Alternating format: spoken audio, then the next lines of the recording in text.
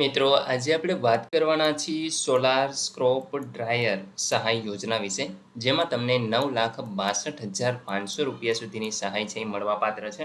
મિત્રો આમના ઓનલાઈન અરજી ફોર્મ શરૂ થઈ ગયેલ છે.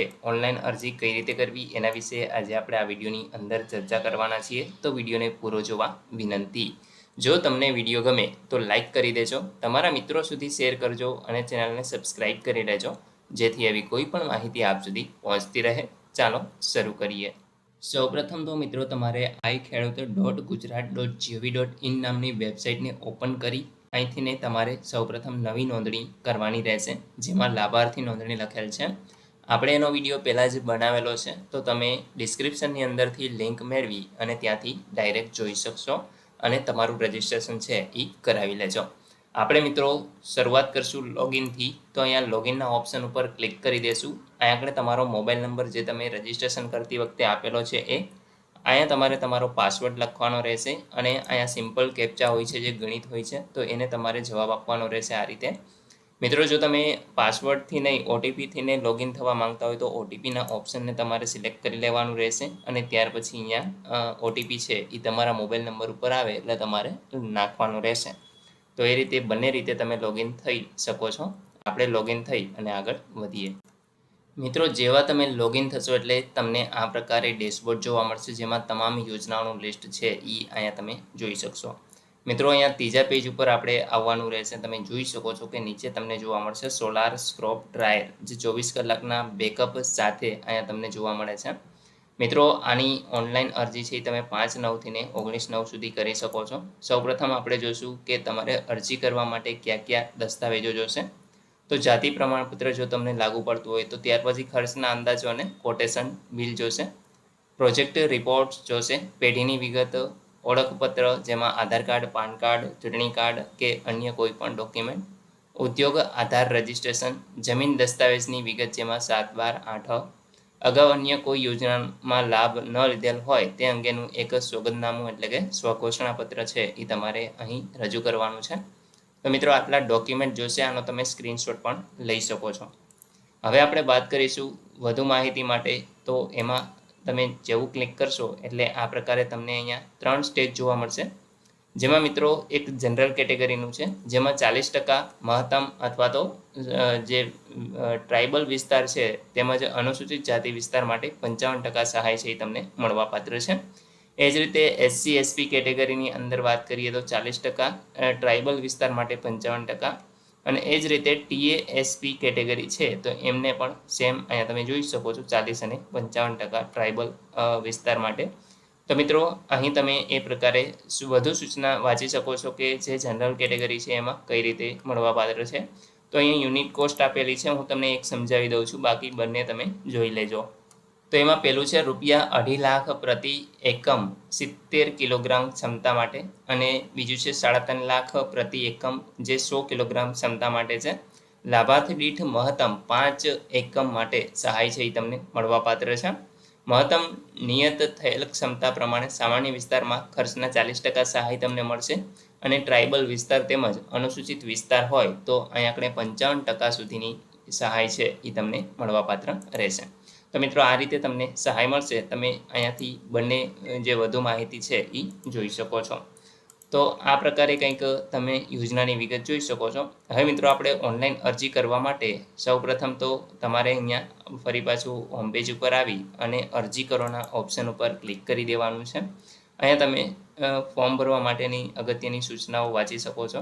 આપણે પહેલેથી જ વાંચેલી છે, તો અહીંયા હું આગળ માટે ક્લિક કરો આ ઓપ્શનને આપણે ક્લિક કરી દઈશું.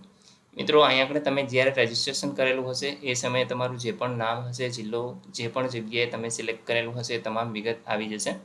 4 સ્ટેપની અંદર તમારે ફોર્મ ભરવાનું હોય છે, જેમાં લાભાર્થીની વિગત, બેંક વિગતો, જમીનની વિગત અને દસ્તાવેજની વિગત. તો આટલી વિગતો છે એ તમારે ભરવાની છે. હવે મિત્રો તમે નીચે સ્ક્રોલ કરાવશો તો અહીંયા આપણે તમારો જિલ્લો, સરનામું, પિનકોડ, આ તમામ વિગત છે એ તમારે આપવાની હોય છે, જેમાં જાતિ, ત્યાર પછી લિંગ છે એ તમારે અહીંથી સિલેક્ટ કરવાનું છે, સ્ત્રી કે પુરુષ, તમારું ઈમેલ આઈડી, દિવ્યાંગ છો કે કેમ એ તમને અહીંયા આપણે વિગત છે એ આપવાની રહેશે. ત્યાર પછી મિત્રો ખેડૂતનો પ્રકાર, જેમાં અહીંથી તમે મોટા ખેડૂત એટલે કે 2 હેક્ટરથી વધુ હોય તો એ સિલેક્ટ કરી શકો છો. નાના ખેડૂત જેમાં 1 થી ને 2 હેક્ટર વચ્ચે જમીન હોય તો એ સિલેક્ટ કરી શકો છો. અને સીમાંત ખેડૂત તો તમે મિત્રો 1 હેક્ટર અથવા તો એનાથી ઓછી જમીન હોય તો એ તમે સિલેક્ટ કરી શકો છો. બાકી તમારો મોબાઈલ નંબર અને આધાર નંબર છે જે તમે રજિસ્ટ્રેશન કરતી વખતે આપેલો હશે એ તમને અહીં જોવા મળશે. મેં અત્યારે મિત્રો ડમી સિક્યુરિટી પર્પઝના કારણે છે એ અહીંયા આપણે ડમી નાખ્યા છે વિગતો. તો એ તમે તમારી રીતે જે સાચી વિગત તમારે નામની ભરવાની હોય એ જ તમારે ભરવાની રહેશે. જો ભૂલ પડશે તો ફરી પાછો સુધારો થઈ શકશે નહીં. તો તમે ખાસ ધ્યાનથી વાંચી સમજી અને પછી જે વિગતો છે એ આપજો. અહીંયા ટિક માર્ક કરી સેવ એન્ડ નેક્સ્ટ કરી દેવાનું રહેશે. જેવું તમે નેક્સ્ટ કરશો અહીં તમે જોઈ શકો છો કે તમારી જે બેંકની વિગત છે એ તમે જે તે સમયે આપેલી હોય તો એ અહીંયા તમને જોવા મળશે. બાકી તમારે અહીંયા લખવાની રહેશે. તો જેવી તમે બેંકનો IFSC કોડ નાખશો એટલે મિત્રો અહીંયા આપણે બેંકની બ્રાન્ચ ઓટોમેટિક આવી જશે. ત્યાર પછી જિલ્લો તમારે અહીંથી સિલેક્ટ કરી લેવાનો રહેશે. અહીંયા આપણે બેંકની બ્રાન્ચ છે એ આવી જશે. ત્યાર પછી મિત્રો અહીંયા આપણે બેંકનો એકાઉન્ટ નંબર છે એ તમારે નાખી અને અહીંયા કન્ફર્મ કરવાનો છે. મેં ડમી નાખેલો છે, હું તમને કહું છું માત્ર સમજાવવા માટે જ હું તમને આ બતાવી રહ્યો છું. બાકી આ સાચો નંબર નથી. અરજદારનું બેંકનું જે નામ હોય એ પ્રમાણે તમારે અહીંયા આપણે તમારું નામ છે એ લખી દેવાનું રહેશે. અરજદારનું સરનામું છે એ તમારે અહીંયા ભરી દેવાનું રહેશે. તો એ તમને પાસબુકમાંથી મળી જશે. ત્યાર પછી મિત્રો જમીનની વિગત અહીંયા આગળ છે એ તમારે આપવાની છે. તો તમે જોઈ શકો છો કે અહીંયા જમીનની વિગત છે એ અહીંયા તમે જ્યારે રજિસ્ટ્રેશન કરેલું હશે ત્યારે તમારે જે ખાતા નંબર આપેલો છે એ ખાતા નંબર તમને જોવા મળશે. તો એ મિત્રો તમે અહીંયા આગળ સિલેક્ટ કરી લેવાનું છે અને ત્યાર પછી સેવ એન્ડ નેક્સ્ટ કરી દેવાનું રહેશે. જેવું તમે સેવ એન્ડ નેક્સ્ટ કરશો અહીંયા આગળ તમે જે પણ ડોક્યુમેન્ટ છે એ અપલોડ કરેલા હશે જે તે સમયે તો એ તમને જોવા મળશે. બાકી જો ન કરેલા હોય તો અહીંયા આપણે એડનો ઓપ્શન તમને જોવા મળે છે. તો આના ઉપર તમારે ક્લિક કરવાનું છે અને અહીંથી તમારે જે પણ ડોક્યુમેન્ટ અપલોડ કરવાનું હોય એ રીતે તમારે એક પછી એક છે આ રીતે સિલેક્ટ કરી ત્યાર પછી અહીંયા આપણે ડોક્યુમેન્ટ અપલોડ છે એ કરી દેવાનું હોય છે. તો મિત્રો તમે જોઈ શકો છો આ પ્રકારે છે એ ખુલી જાય અને ત્યાર પછી તમારે જે ડોક્યુમેન્ટ અપલોડ કરવાનું હોય એ આ રીતે સિલેક્ટ કરી અને ત્યાર પછી અહીંયા આપણે સાચવાના ઓપ્શન ઉપર તમારે ક્લિક કરી દેવાનું રહેશે. એટલે એ ડોક્યુમેન્ટ છે અપલોડ થઈ જશે.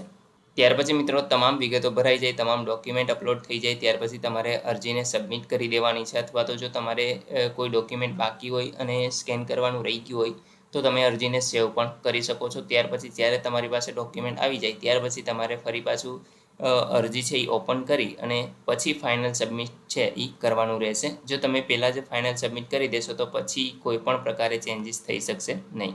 તો એ ખાસ ધ્યાન રાખજો. તો મિત્રો આ રીતે તમારે અરજી છે એ કરવાની હોય છે. આશા રાખું છું કે આ વિડીયોની અંદર તમને સંપૂર્ણ માહિતી મળી ગઈ છે. તેમ છતાં પણ કોઈ પ્રશ્ન હોય તો તમે કોમેન્ટ દ્વારા પૂછી શકો છો. વિડીયોને લાઇક કરી દેજો, તમારા મિત્રો સુધી શેર કરજો અને ચેનલને સબસ્ક્રાઈબ કરી લેજો જેથી આવી કોઈ પણ માહિતી આપ સુધી પહોંચતી રહે. વિડીયો જોવા બદલ આપનો ખૂબ ખૂબ આભાર. મળીએ એક નવા વિડીયો સાથે. ત્યાં સુધી જય હિન્દ.